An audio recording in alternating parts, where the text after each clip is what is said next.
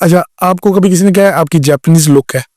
Yes, मेरे ना university में मेरा वाइवा हो रहा था, वो इंटर्नशिप का जो वाइवा होता है, तो मेरी टीचर ने जो ले रही थी ना, उन्होंने बोला था, हाँ जी, उन्होंने बोला था कि ना पता नहीं होंडा, पता नहीं किसी कंपनी की ना आपने ना हिस्ट्री बतानी, तो मैंने कहा उनका एक जापानीज होता था, वो आगे से क्या होता था? जापानीज बंदा होता था। जापानीज।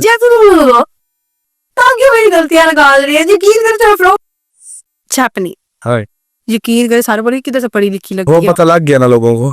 मैं एक्चुअली फ्लो में ना मेरे से सही वर्ड नहीं निकलता, क्या ये नहीं एक मेरा निकलता? फॉल्ट है। क्या नहीं निकलता? वर्ड है? वर्ड हाँ ठीक है। जी जी वर्ड, वर्ड लफ्ज लफ्स, लफ्ज लफ्स। लफ्ज हाँ जी। तो ना उन्होंने बोला था कि आपको पता है कि आप भी जापानीज की तरह जापानीज